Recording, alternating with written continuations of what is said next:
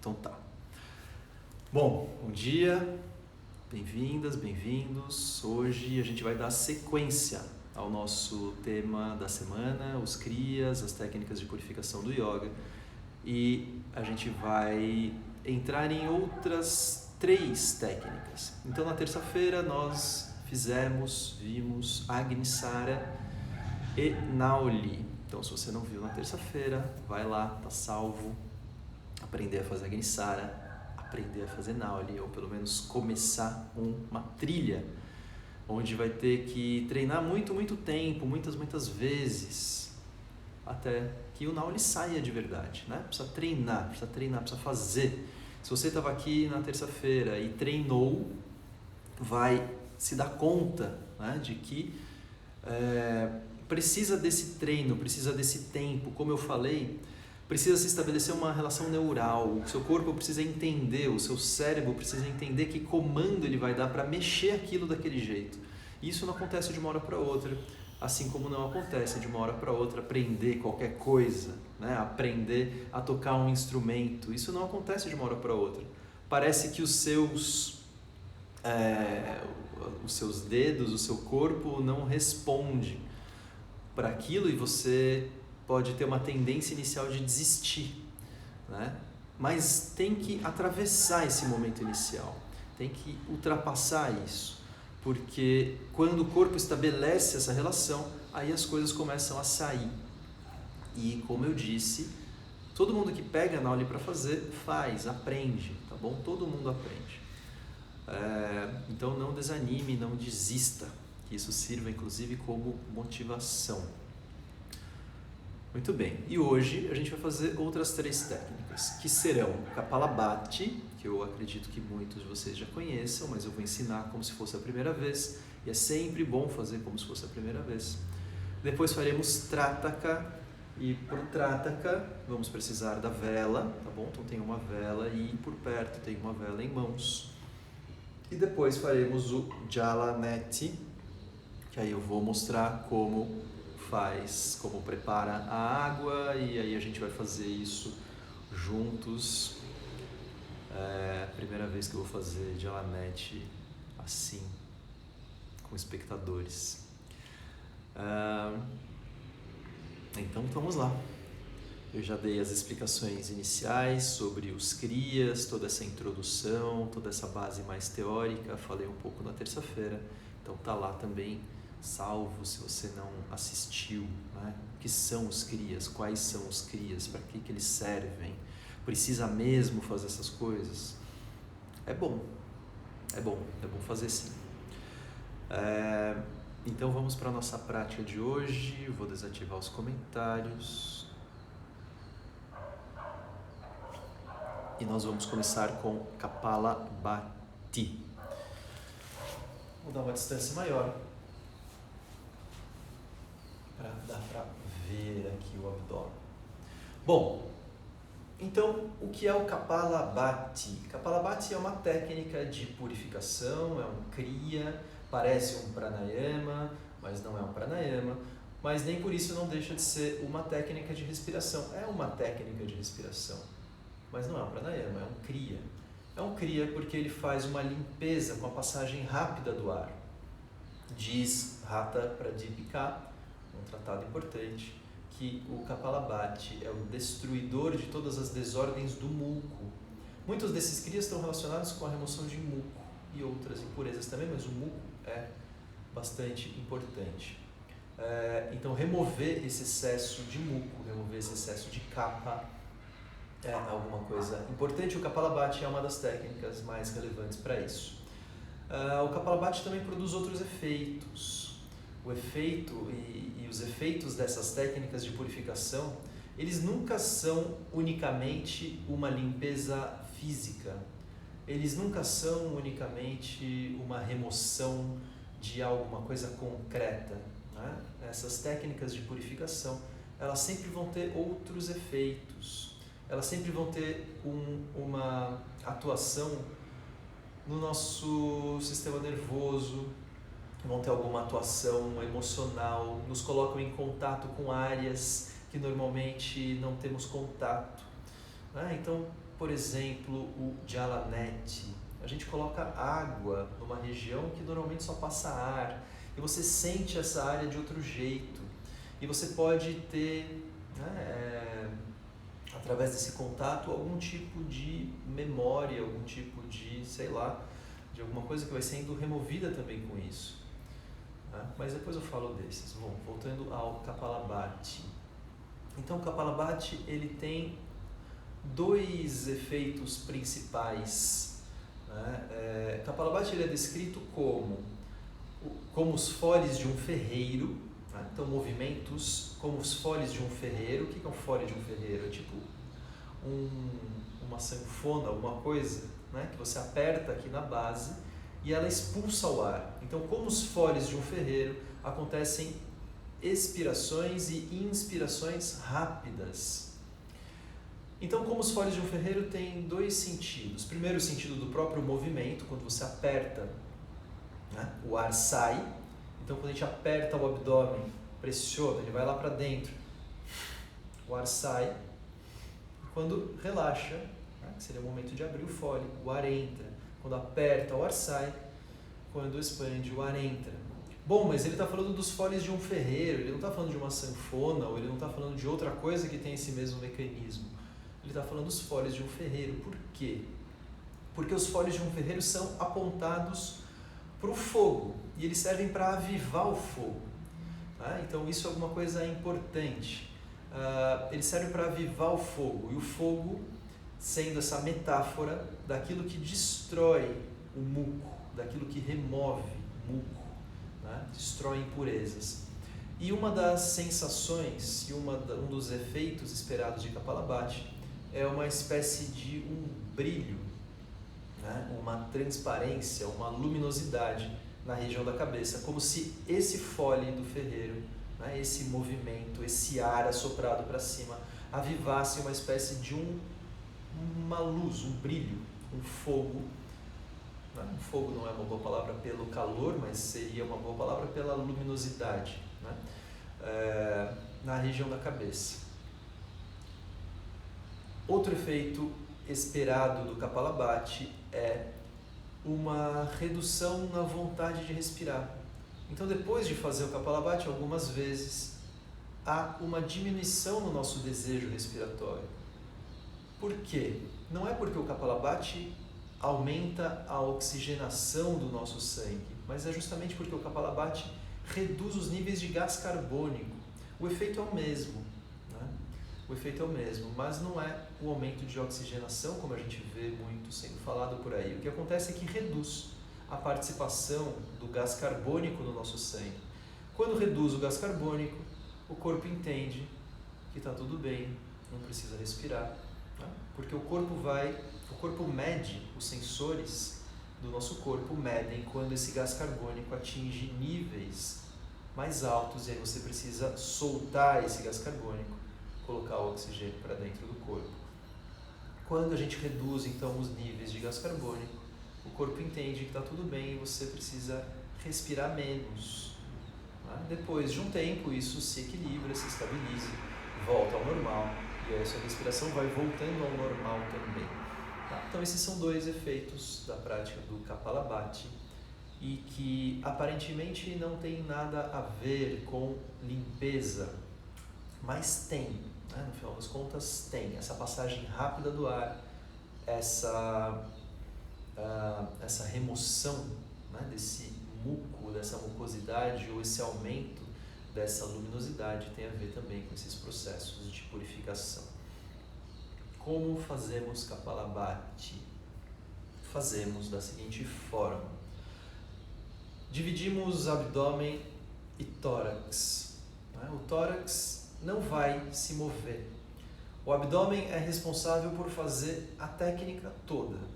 Tá? Então a gente vai observar o tórax para ver se ele não se mexe e observar o abdômen para movê-lo da forma como deve ser.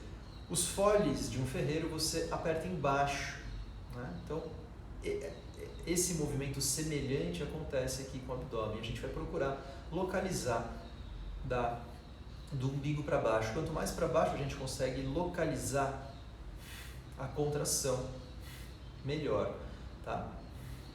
Tenta não localizar muito acima, na parte alta do abdômen, tentando localizar isso mais na parte baixa, o que acaba envolvendo e incluindo também contração da região do assoalho pélvico. Bom, quando respiramos, né, nosso corpo se expande e o ar entra, nosso corpo se retrai e o ar sai. Então esse é o movimento natural do nosso corpo.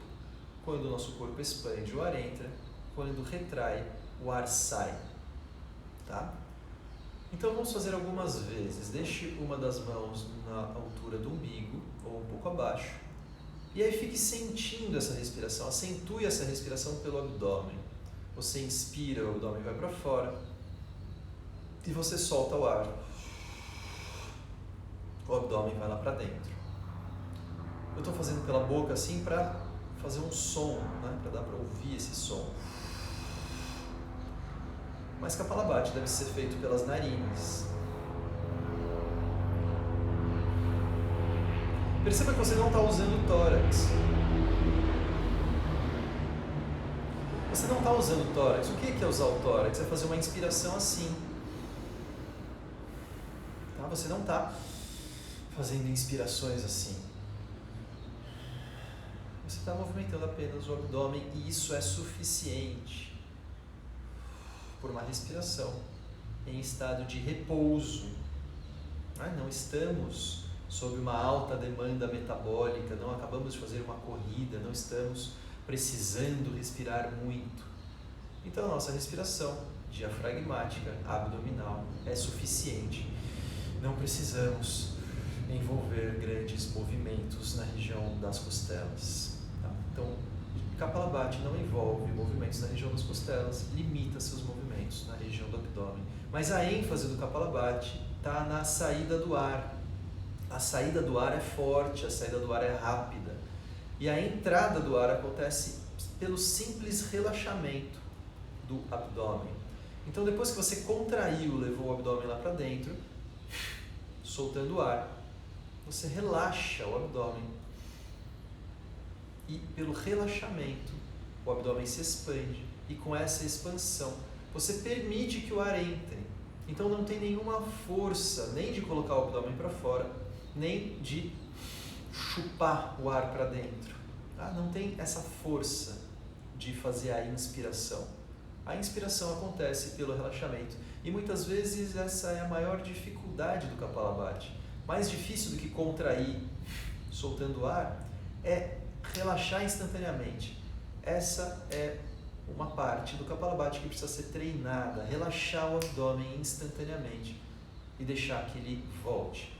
Porque senão o que acaba acontecendo?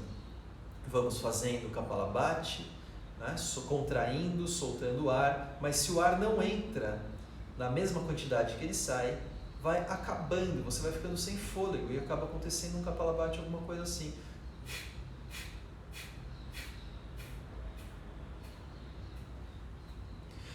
Você não está deixando o ar entrar.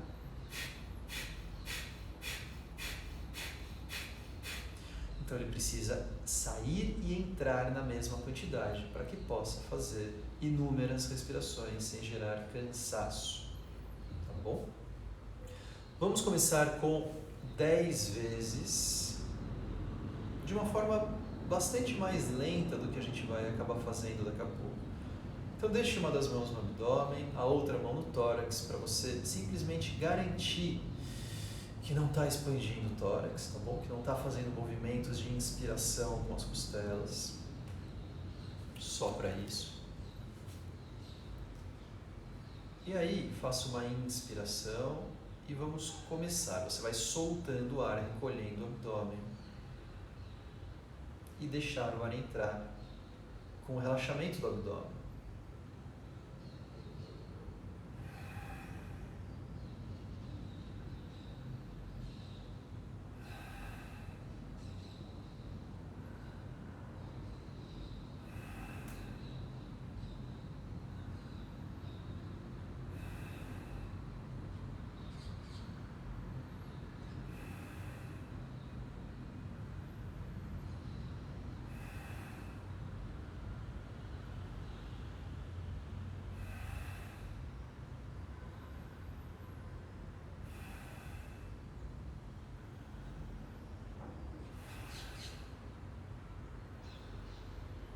10, observe e deixe a respiração livre.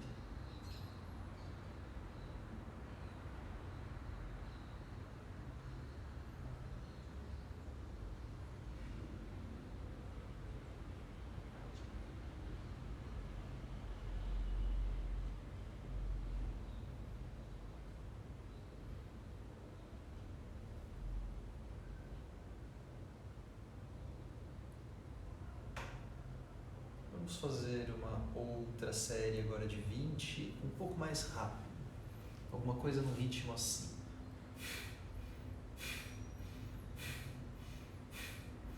Tá? Então você vai contrair e relaxar o abdômen. Contrair, procurando localizar essa contração na parte baixa do abdômen, e perceba que isso envolve também contração da região do assoalho pélvico. É uma contração que expulsa o ar. E imediatamente relaxar, instantaneamente relaxar o abdômen, deixando que o ar entre. Então se prepare, inspire um pouco. Fazemos.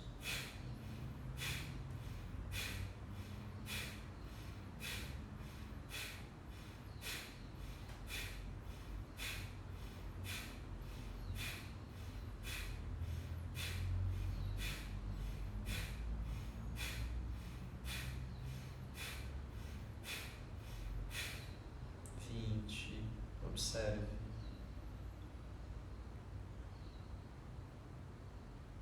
Veja se surge algum tipo de efeito na sua vontade de respirar, nos impulsos respiratórios. Veja se você percebe algum efeito em relação ao brilho, essa luminosidade.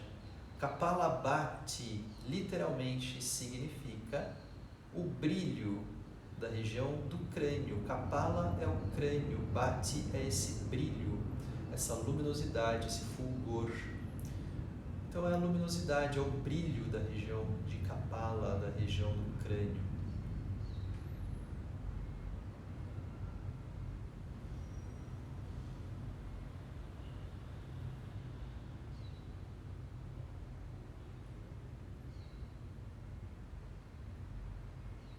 Depois de um tempo, os efeitos vão se suavizando e os impulsos respiratórios vão voltando mais ao normal.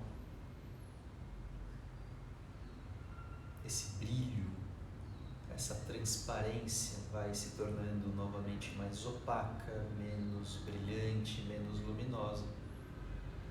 E aí seria a hora de fazer mais uma vez. Vamos fazer mais rápido, ainda está lento. Kapalabhati num ritmo bom, ele vai ser feito alguma coisa dessa forma.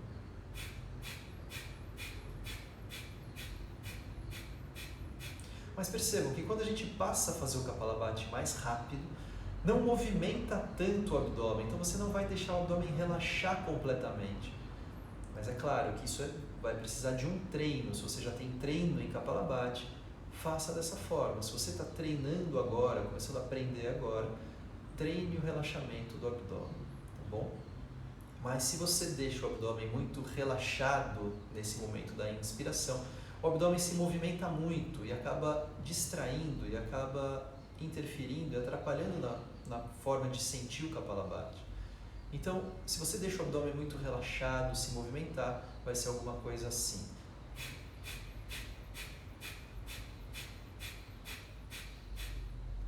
Mas a gente não precisa de tanto movimento abdominal, porque a gente está preocupado em sentir as sensações que acontecem aqui para cima. Então você pode fazer movimentos um pouco mais contidos, como se você firmasse um pouco mais o abdômen. E aí o movimento ele sai mais ou menos assim.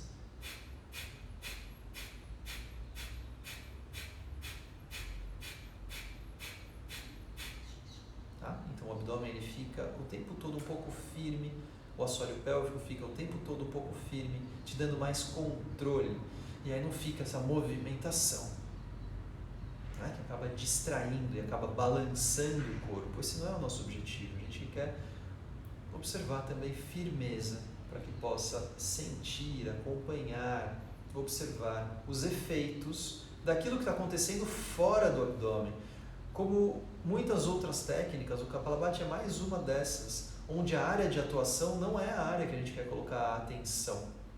Então a nossa atenção principal não está na região do abdômen, não está na região do assoalho pélvico, não está onde movimenta, onde contrai e relaxa. O efeito principal que a gente quer observar está nessa passagem rápida do ar, está na região da testa, está na região, né, das vias aéreas respiratórias, está nessas sensações, nos efeitos, na luminosidade, está nisso, não está no abdômen. Então a gente não quer ficar movimentando o corpo, distraindo exageradamente sem necessidade. Então a gente vai fazer agora 30 repetições num ritmo um pouco mais rápido, já mais próximo do que seria um ritmo que você vai buscar para fazer nas suas práticas. Alguma coisa assim.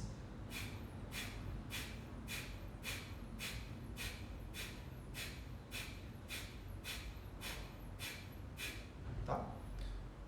Então, se prepare, inspire um pouco. Fazemos.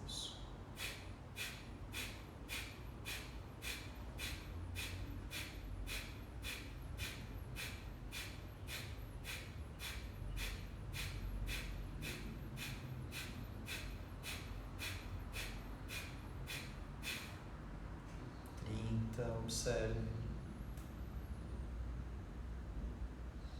Observe os impulsos respiratórios, observe a luminosidade.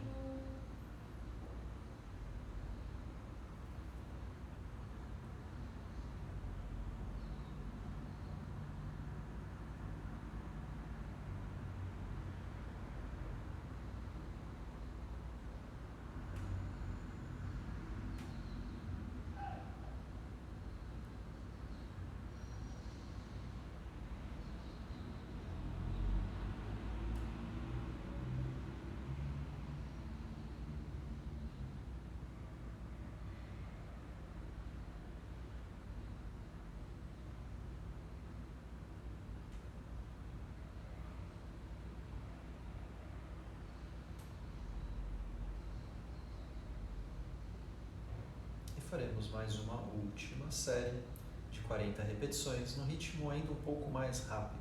Se for possível, se está aprendendo hoje, se ainda está nas etapas iniciais, vá no seu ritmo, tá? Não queira ultrapassar etapas, porque senão o Kapalabhati fica descoordenado. O que acontece quando a gente vai descoordenando, quando vai cansando, acontece que os movimentos podem sair de formas completamente erradas, aleatórias. Você pode começar a colocar movimentos, né, de corpo, movimentos de tronco, que não fazem parte da técnica. Na tentativa de fazer o Kapalabhati, você vai movimentando o corpo, mas não é isso. A contração é localizada, é isolada no abdômen. Não tem movimentos de tronco. Ou outra coisa que começa a acontecer, quando começa a cansar, se não está acostumado, se não está conseguindo relaxar o abdômen suficiente para deixar o ar entrar, depois de uma certa etapa, falta o ar e você começa a colocar movimentos torácicos. E a tendência, quando começa a colocar movimentos torácicos, é de inverter o Kapalabhati, é de fazer o que se chama respiração paradoxal, onde você faz o contrário. Onde quando o ar sai, você empurra o abdômen para fora ao invés de colocar o abdômen para dentro. Né? Tá vendo? O abdômen está indo para fora. E isso é o contrário do que deveria ser. O abdômen vai para dentro quando o ar sai. Efeito ascendente, não efeito descendente. Né?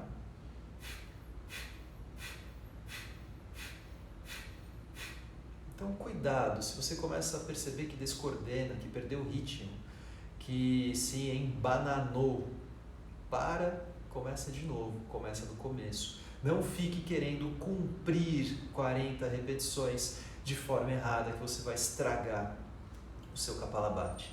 Tenta sempre fazer certinho, a hora que percebe que descoordenou, para um pouco, retoma do começo, devagar, tá? Mas é importante que a gente tenha referência. Então, qual é a referência? A referência é alguma coisa, como a gente fez agora nessas 30 repetições, é um ótimo ritmo. Ou como a gente vai fazer agora, nestas 40 repetições. Um ritmo ainda um pouquinho mais rápido. alguma coisa assim.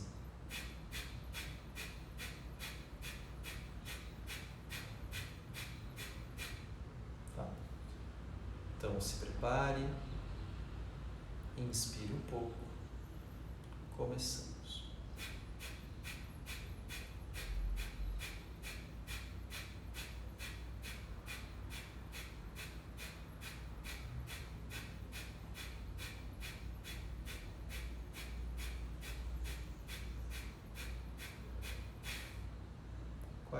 Completando, observe.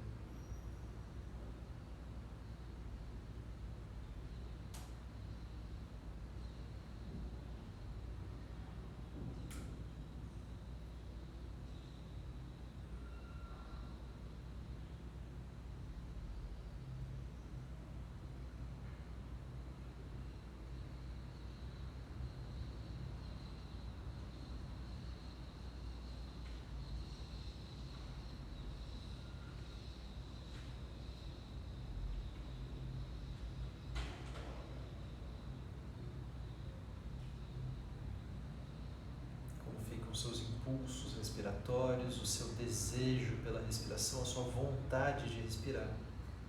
E associado a isso, como fica a sua vontade de pensar? Nessa relação íntima que existe entre respiração e estado mental e atividade mental.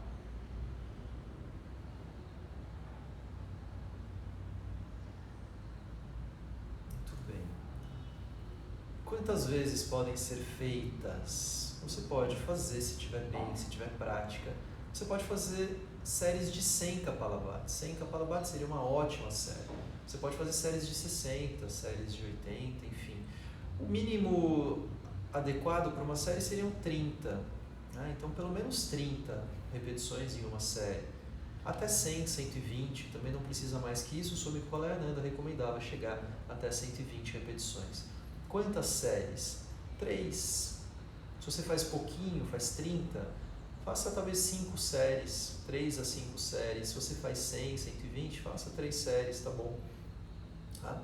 Pode fazer todos os dias, não tem contraindicações. Se você está fazendo corretamente, os efeitos são esses: redução da vontade de respirar e uma certa luminosidade na região do crânio.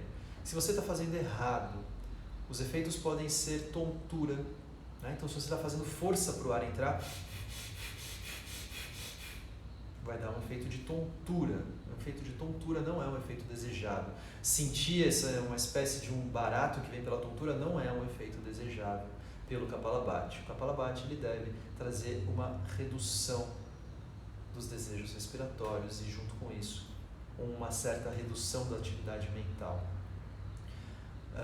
E fique observando os movimentos. Se você está percebendo que está fazendo movimentos com o corpo, muitos movimentos torácicos, vá limitando, vá reduzindo, vá concentrando na região do abdômen. Tá? Movimentos controlados, movimentos mais precisos. Muito bem. Então, este é o Kapalabhati. Vamos agora ao Trataka. O que é o Trataka? Trataka significa olhar fixamente um ponto. Não precisa necessariamente ser a chama de uma vela, mas acaba se fazendo tradicionalmente com a chama da vela, por ser um bom objeto de observação, por ser alguma coisa também que onde nos concentramos, por ser alguma coisa que tem uma certa espécie também de movimento e você fica observando esse movimento. Em Trataka, nós não vamos piscar, nós vamos ficar olhando fixamente a chama da vela sem piscar. Mas o impulso de piscar pode vir, né? E essa é, de novo, uma das partes importantes dos kriyas. Os kriyas não são simplesmente limpezas físicas, concretas, assim como eu acabei de falar. Então, você ficar resistindo ao impulso de piscar, né, a esse reflexo, essa ação reflexa do corpo, e ficar resistindo a isso, é uma forma de você colocar controle no seu corpo. Você precisa estar ali, você precisa ter força de vontade, você precisa querer, né, precisa haver um protagonismo. principalmente nesses momentos onde o desejo de piscar se torna muito intenso e você controla. Se você não consegue controlar, tenta segurar com os dedos. Se mesmo assim você não consegue controlar, pisca e paciência e bola para frente. Você tenta não piscar na próxima. Então, dessa forma, a gente vai entrando em contato com essas coisas mais reflexas, mais instintivas, mais cotidianas. Quantas milhares de vezes não piscamos, né? E agora a gente vai ficar olhando para alguma coisa fixamente sem piscar. Trataka é alguma coisa que pode ter uma grande relação com aspectos emocionais. Por isso, se você está começando a fazer a prática de Trataka agora, não sabe muito bem quais serão esses efeitos, é bom fazer pouco. Faremos pouco hoje, um tempo bem modesto. Não sabemos como isso reage em cada pessoa. Então é bom começar fazendo pouco, é bom começar fazendo de manhã. Tem gente que perde o sono. Perde o sono, inclusive, fazendo Kapalabhati. Kapalabhati é bom fazer de manhã também. Tem gente que perde o sono fazendo Kapalabhati à noite. Tem gente que perde o sono fazendo Trataka à noite.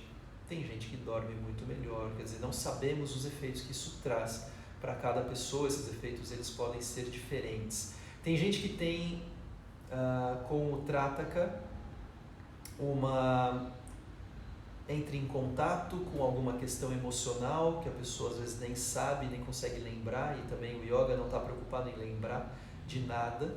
Mas às vezes vem alguma coisa e a pessoa se sente um pouco esquisita, fica assim, uma coisa um pouco, sei lá, uma sensação meio estranha, ou pode vir um choro. E se essas coisas acontecerem com você, não estranhe, não se preocupe, tá bom? Mas se isso acontece com você, quando você faz Trataka, não faça Trataka com muita frequência, faça talvez uma vez por semana, né? Também não é para não fazer, para não entrar em contato, não quero saber o que está acontecendo, não quero deixar que essas emoções venham, não. É bom que venham, mas é bom que venham com cuidado, não vá ficar ali 10 minutos sem parar olhando para a vela, fazendo isso todo dia, né, para que tentar uma tentativa de aceleração de um processo. Não é bem assim que as coisas funcionam. Então a gente vai se aproximando com cuidado dessas coisas, desses processos, desses efeitos. Tá? Se você sentir alguma coisa dessa forma, não se preocupe. Nem sempre isso vem imediatamente, não é que a gente acabou de fazer a prática e essas reações já acontecem imediatamente. Pode acontecer mais tarde, pode acontecer depois, pode acontecer depois de várias horas, não sabemos. Então vamos fazer hoje uma prática mais modesta, tá? E depois, se você se sentiu bem, se você gostou, se você quiser fazer, dá um intervalinho, não vai fazer amanhã, pula um dia, pelo menos, tá? Pula 1, 2 dias, vai fazer, depois você faz. Quando você for fazer, você pode, se você quiser, marcar o tempo.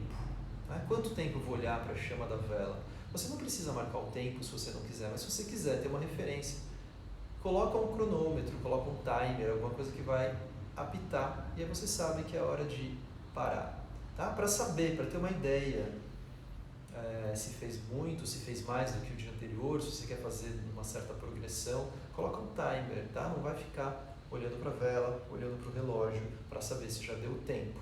Mas se você não estiver interessado em saber o tempo, não precisa, você fica olhando a chama da vela, o tempo que você achar que é adequado. E quando fecha os olhos, o que acontece? Quando fecha os olhos, você continua observando a imagem que fica, né? Como essa imagem em negativo que aparece quando a gente fica olhando alguma coisa e depois fecha os olhos. Você continua se concentrando na chama da vela, só que na imagem da chama da vela impressa, né, nas suas retinas. Você fica observando aquilo ainda. Tá bom? Então é assim que vamos fazer. Tem a sua vela aí, preparada.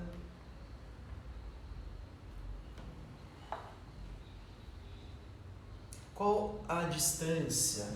Uma distância de 1 metro, 1,5 metro, alguma coisa assim, tá bom? Eu não vou ficar muito distante, porque senão o som pode piorar. O ideal é fazer num lugar que não tenha vento, porque senão a vela balança muito. Se tiver num lugar sem vento, melhor. Se balançar um pouco, não tem problema. E você vai ficar olhando fixamente a chama dessa vela. Se você usa óculos, faça sem óculos. Se você usa lente, está com a lente agora, tudo bem, faça com a lente agora, não tem problema, não vai tirar para fazer. Mas, quando for fazer na sua própria prática, faça sem lente, sem óculos, sem nada. Então, se posicione.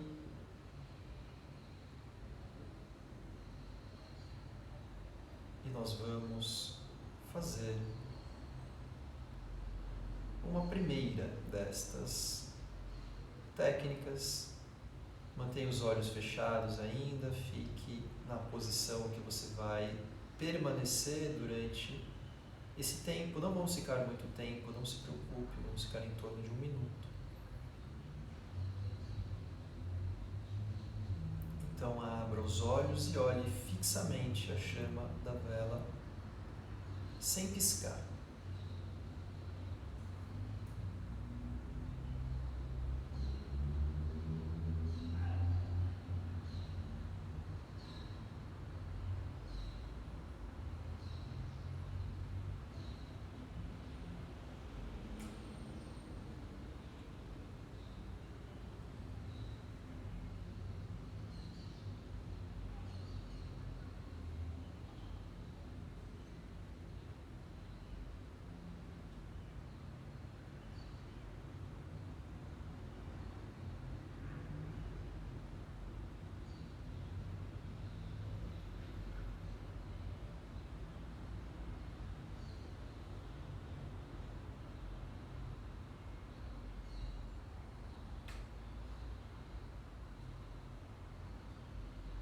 Feche os olhos e continue se concentrando nessa imagem que fica quando você fecha os olhos. Continue se concentrando na imagem da chama da vela.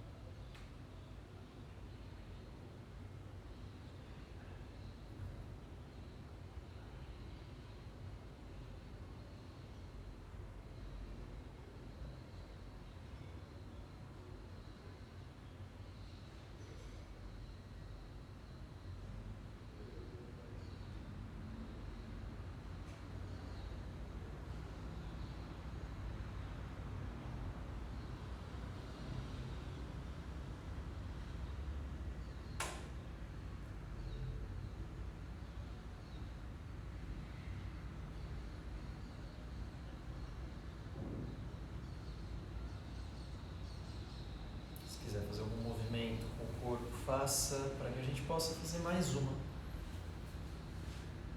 vez o Trataka.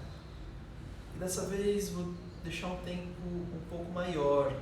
Para algumas pessoas, o que a gente fez agora talvez já tenha sido suficiente para ser difícil, para lacrimejar, para ter vontade de piscar. Para outras pessoas talvez tenha sido muito fácil. E você vai ver que nem todas as vezes são iguais. Às vezes a primeira parece fácil, a segunda já fica mais difícil, ou o contrário. Ou a primeira pode ser mais difícil, a segunda pode ser muito fácil. Não há regras, isso pode mudar de vez para vez, de dia para dia. Então, assumindo a postura, faremos mais uma segunda vez. Abra os olhos e não pisque.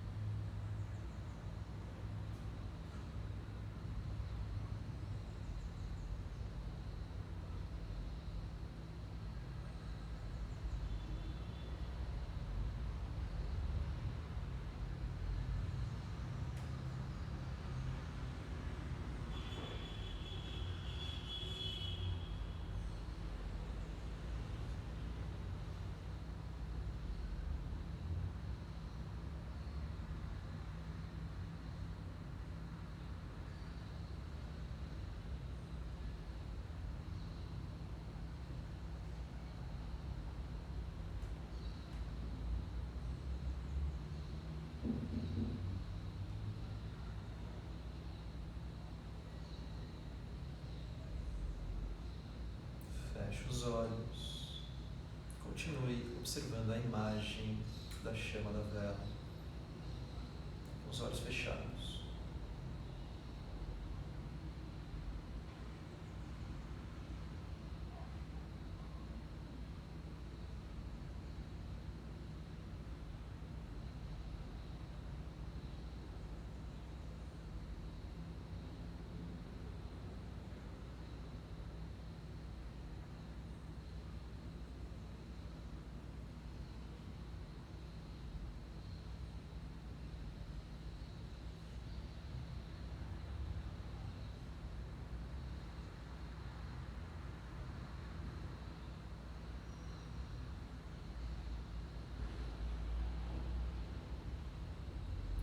Se você quer fazer algum movimento, faça. Para se preparar para a terceira vez. Vamos fazer ainda uma terceira vez um pouco mais longa do que a primeira, do que a segunda. O que não significa que seja mais difícil. Não significa isso. Talvez depois de já ter feito 2 vezes, a terceira fica mais fácil para algumas pessoas, talvez esse efeito seja o contrário. Então não fique esperando nada, apenas faça. Se prepare, assuma a sua postura, abra os olhos e não pisque. Se concentre apenas na chama da vela.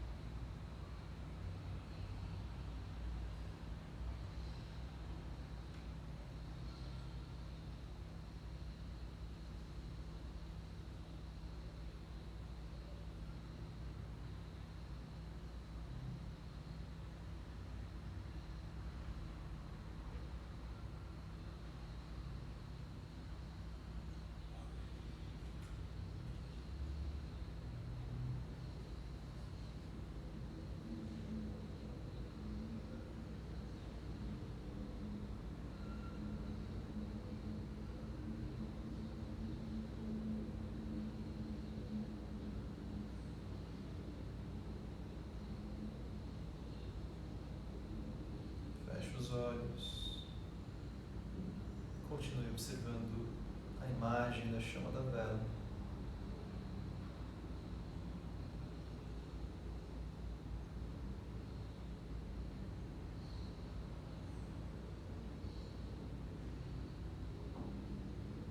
Observe o seu estado mental, o seu estado emocional, as atividades mentais, atividades emocionais. Como você se sente?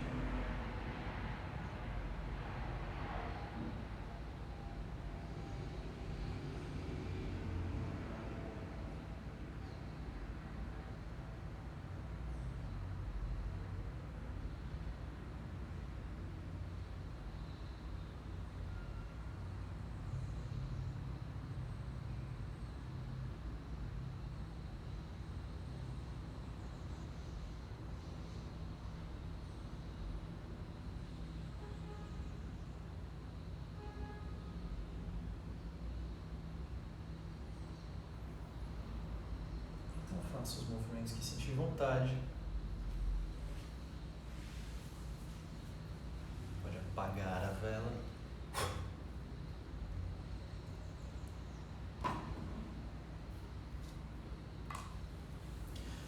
Trataka não deixa de ser um exercício de concentração.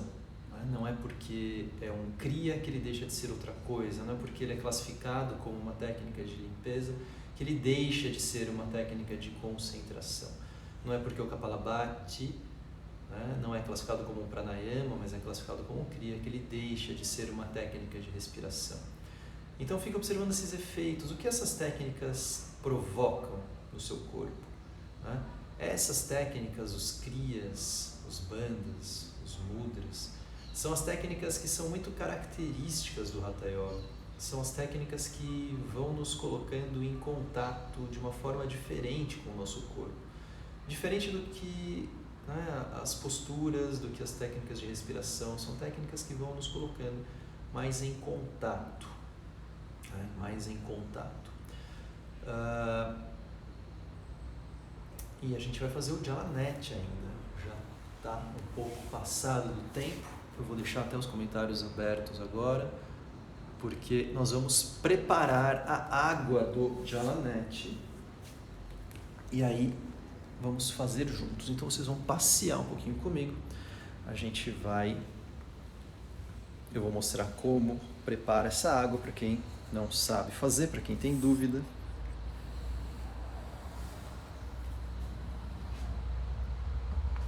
Então, vou dar uma de Ana Maria Braga hoje. Então vamos lá. Para fazer Jalanet, precisamos ter alguma coisa parecida com isso aqui. Não precisa ser exatamente essa.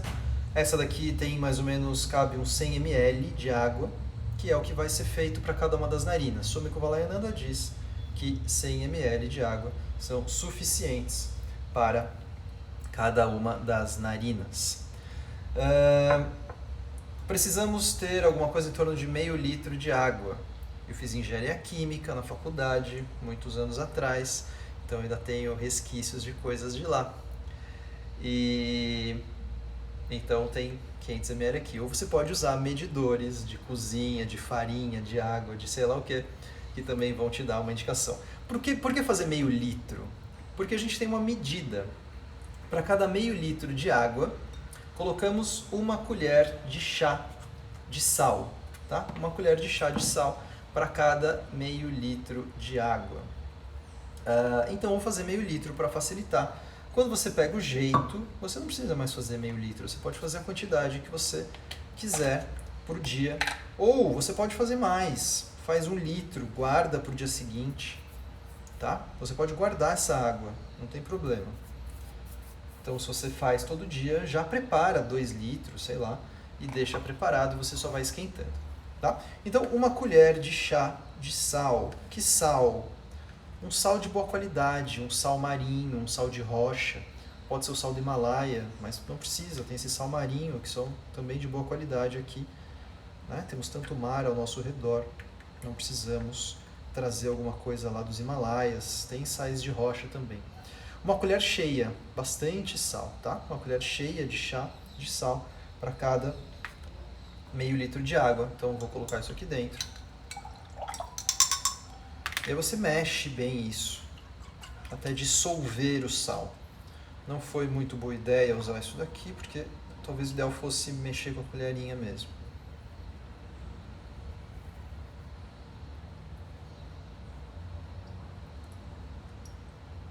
Tá bom? Então, dissolvido. Bom, aí você vai colocar isso em algum lugar. Isso aqui até poderia ir no fogo, mas eu não vou pôr. Em um lugar que você possa esquentar. Tá? Esquentar. É muito rápido esquentar isso, porque você vai esquentar até a temperatura do corpo. Né? Então, o que a gente está fazendo? A gente está pegando uma água e colocando um sal para que fique numa mesma concentração do corpo. Se você acabou de chorar no Trataka, né, e você sentiu o gosto da lágrima, ela é salgadinha. Então, o que a gente está fazendo é deixando essa água que a gente vai passar nas narinas salgadinha, como a nossa lágrima. E se a gente sente a nossa temperatura do corpo, né, ela é um pouco aquecida. Então nós vamos aquecer essa água até que ela fique na mesma temperatura do corpo. É rapidinho, é morninha, né, é pouquinho assim que a gente vai esquentar. E aí, assim a gente vai preparando. Então é muito rápido, é muito fácil de fazer. Se você não tem confiança de como preparar essa água, você pode fazer com soro fisiológico, mas não é o ideal, tá? Não é o ideal. O ideal é que você use uma água de boa qualidade. Qual água? A água que você usa para beber. Então, uma água mineral, uma água filtrada de boa qualidade, uma água, sei lá, se você mora num lugar que tenha nascente, enfim, a mesma água que você usa para beber, você usa para fazer também a preparação, e um sal de boa qualidade. Já esquentou o suficiente, talvez até um pouco mais do que devia, já está morninho, super rápido, 1 minuto, nem isso, tá? Então você põe o dedo e aí você sente, tá mais ou menos na temperatura do corpo. Muito bem. Então, agora vamos levar tudo isso para lá. Fiquem aí. Vou levar isso para lá.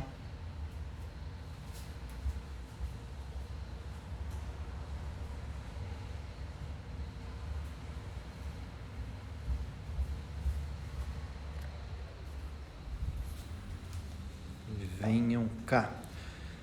Eu tenho receio de fazer. Tem gente que tem receio de fazer. Por isso que a gente está fazendo juntos aqui. Vou subir um pouco mais esse negócio.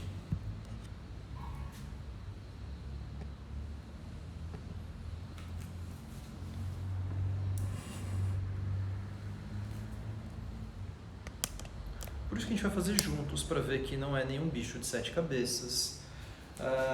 Essa técnica, o Kapalabhati, nós já fizemos com muitas e muitas e muitas pessoas. Todos os cursos de capacitação nós damos essa técnica. Né? Então já fizemos com milhares de pessoas. Para vocês terem uma ideia, umas 5.000 pessoas compram isso por ano. Tá? Umas 5.000 pessoas compram isso por ano. Então é muita gente fazendo, os benefícios são enormes.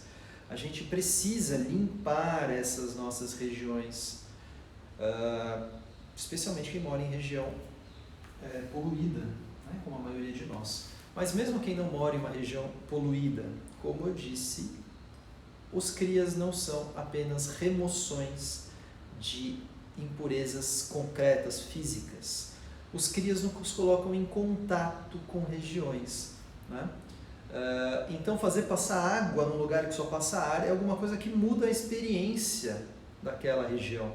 E você pode ter um pouco de aflição, falar, nossa, mas eu vou passar água aqui, eu me afoguei quando eu era criança, eu tenho aflição de água nas narinas. Talvez você precise fazer mais do que as outras pessoas. Né? Se você tem muita aflição de colocar alguma coisa ou qualquer coisa nas narinas, você provavelmente é a pessoa que mais precisa fazer isso.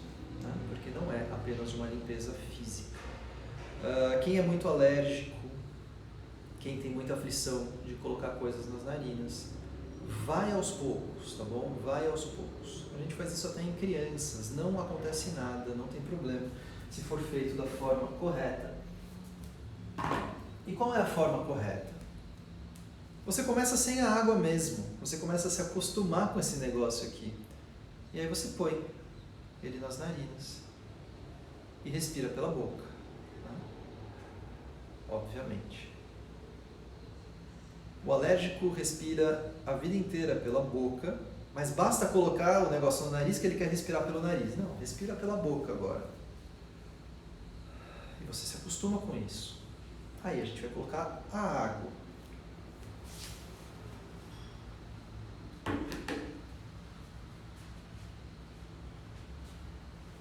Um balde aqui embaixo, espero que eu acerte o balde na hora que a água for cair.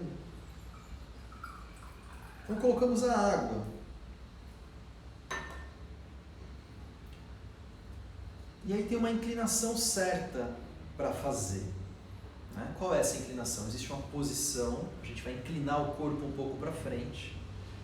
E você vai fazer como se você olhasse, né, a 45 graus na direção do chão. Não é imediatamente aqui para baixo, mas você também não vai olhar para cima, porque se você olha para cima, há grandes chances dessa água ir para a garganta e você engolir a água, ou ainda da água ir para o ouvido e isso causar um desconforto. Então você não faz isso, você vai deixar como se você fosse apontar o olhar para o ralinho da pia, alguma coisa assim, tá bom?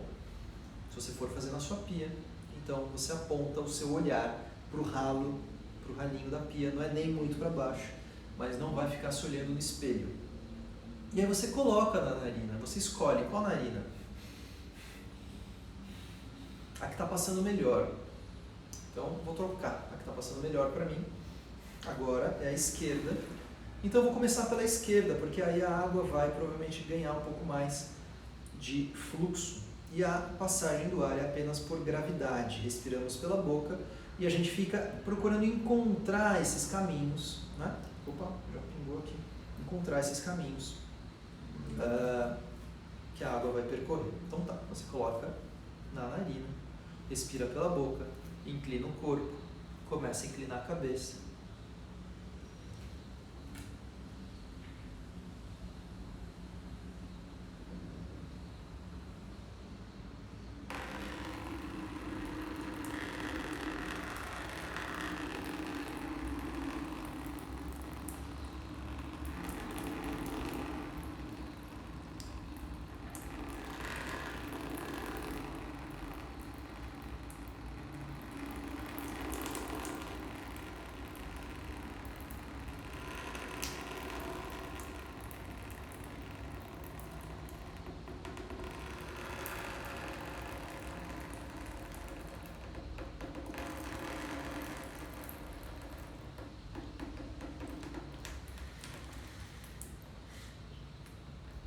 Quando acabar, não vai assoar o nariz com força. Deixa escorrer um pouquinho. Deixa escorrer um pouquinho. Tenha um papel higiênico por perto, não faça que nem eu. Então, deixa eu pegar aqui.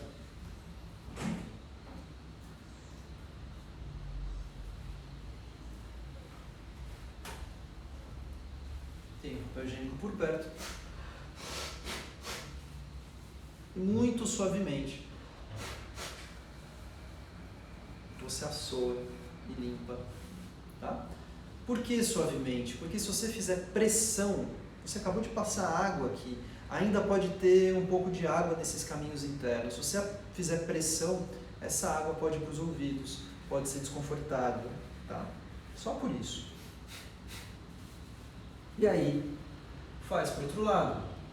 Então você pega a sua canequinha, você enche ela de novo. E faz para o outro lado. Fazer para cada um dos lados pode não ser exatamente a mesma sensação, pode não ser exatamente a mesma coisa. Tá? Talvez você tenha mais facilidade de um lado do que do outro. Às vezes temos desvios, não somos tão simétricos assim, né? Então se você tiver algum tipo de desvio, não estranhe. Às vezes um lado é mais fácil do que o outro. Tá? Pode ser por desvio ou simplesmente pela condição da narina. Então, como eu comecei pela esquerda, a minha narina esquerda estava um pouco mais aberta, a direita está um pouco mais fechada. Então, talvez seja um pouco diferente. Você posiciona, inclina e vai encontrando a posição da cabeça.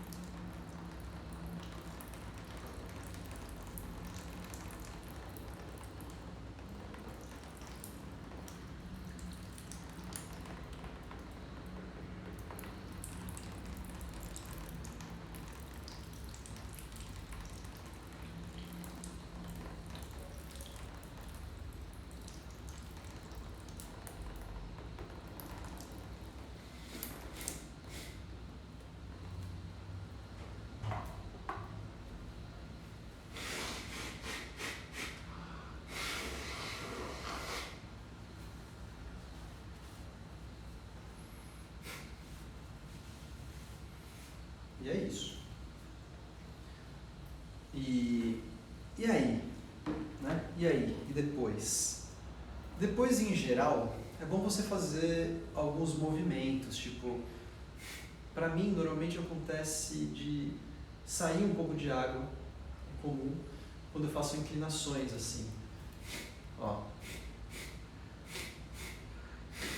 Um monte de água saindo. Alguma água que ficou ainda. Então você faz essas inclinações. E a água sai para um lado. Às vezes sai pelo outro também, às vezes não.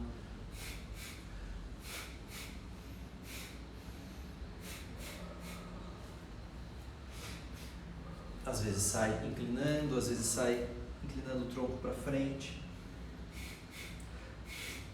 Sai um pouco.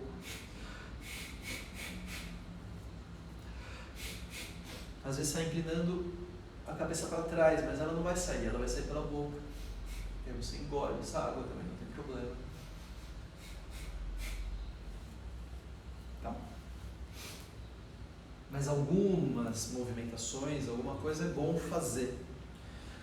Senão, o que acontece? Acontece que você vai estar lá fazendo suas atividades, você vai estar escrevendo alguma coisa no seu caderno, vai estar no seu computador, vai estar, sei lá, cozinhando, e pode acontecer com os movimentos que você vai fazer nas suas atividades normais, você vai abaixar para pegar alguma coisa no armário, vai escorrer água, pode acontecer. Ou pode acontecer também de não sair água, não acontecer nada disso. Então, é muito importante fazer o Joanete, é muito importante nesse nosso momento de Covid, tá? Mas não só, mas agora especialmente é muito importante, é muito relevante que essa técnica seja feita.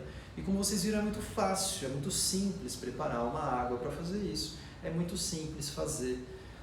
Quem tem aflição, quem está com medo, quem quer ajuda, mesmo que seja uma ajuda remota, me escreve. Tá? Eu vou procurar do esse auxílio. Mas não se preocupe, não é nenhum bicho de 7 cabeças. Eu sei que é fácil falar isso quando não se é alérgico ou quando não se tem um trauma. Tem pessoas que são muito alérgicas ou que têm traumas em relação à água, né? Ou que são muito alérgicas e não conseguem, tem muita aflição na região das narinas. Vá vencendo essa aflição aos poucos, tá bom? Vá vencendo aos poucos. Você coloca a canequinha aqui, inclina um pouquinho, deixa molhar, sabe? Você vai ver que essa água preparada dessa forma, quando ela é feita assim com sal, nessa concentração do corpo, ela não arde. E aí se você fez e ardeu, então pode ser duas coisas, ou você colocou pouco sal, ou colocou muito sal. É mais provável que tenha colocado pouco sal, tá? A gente normalmente erra para menos sal, e aí arde.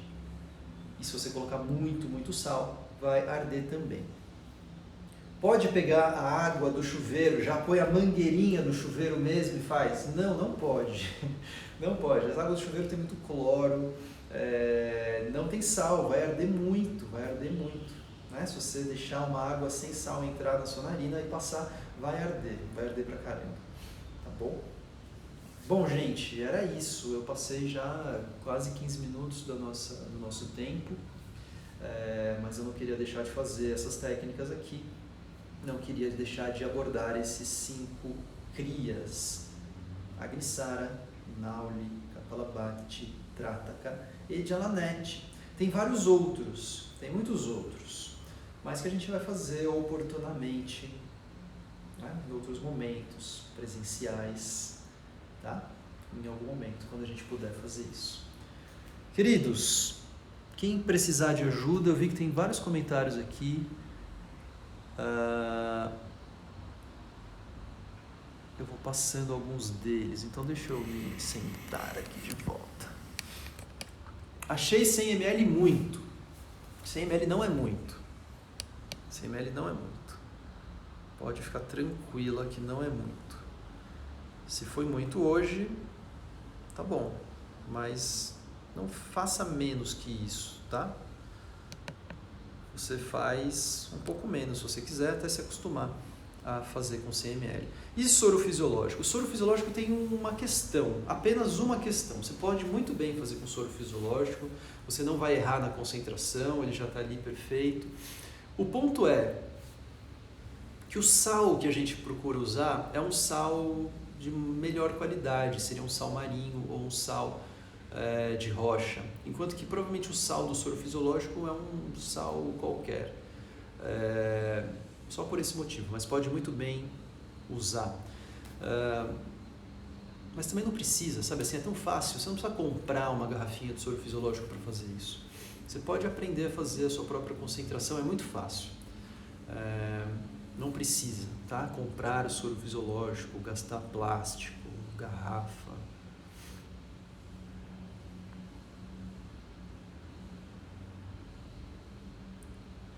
Gente, sei lá, tem várias coisas aqui. Quanto de sal? Já mostrei. Dei uma de Ana Maria Braga. Você coloca uma colher de chá de sal cheia para cada meio litro de água. Se você perdeu, não pegou desde o começo, ela vai ficar salva e você vai poder olhar. Sal rosa é bom também. Queridos, ótimo dia. Quem está com alguma dúvida, me escreve, tá bom? Me manda mensagem lá no privado e a gente vai trocando, porque são realmente muitos detalhes, muitas questões para a gente não ficar fazendo aqui.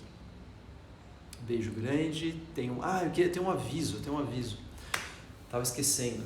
Esse sábado das 9 às 11, eu vou dar uma aula daquelas que eu tenho chamado de aulão de Hatha Yoga. Essa aula que eu tenho feito todos os meses, no mês passado eu não fiz, mas eu não queria terminar o ano sem fazer. Então, nesse sábado, das 9 às 11, é uma prática mais longa, onde a gente tem a oportunidade de ficar mais tempo nas técnicas, né? E nessas aulas nesses aulões, ele é feito pelo Zoom, precisa ter uma inscrição que você precisa fazer, e esse link para inscrição está lá no meu perfil. Se você entra no meu perfil no Instagram, tem um link, você vai encontrar lá, aulão de Hatha Yoga, do dia 19 de dezembro, e aí você pode se inscrever, um valor sugerido de R$30, mas um valor mínimo de R$10 para ninguém deixar de fazer por causa disso. E é isso. Se você se interessar, vai lá e a gente vai praticar juntos nessa prática de 2 horas. Tá bom? Queridos, beijo grande. Ainda continuamos na próxima semana, na terça-feira, que vai ser o nosso último dia de prática coletiva.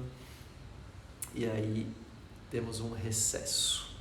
Um ótimo dia, beijos e até a próxima.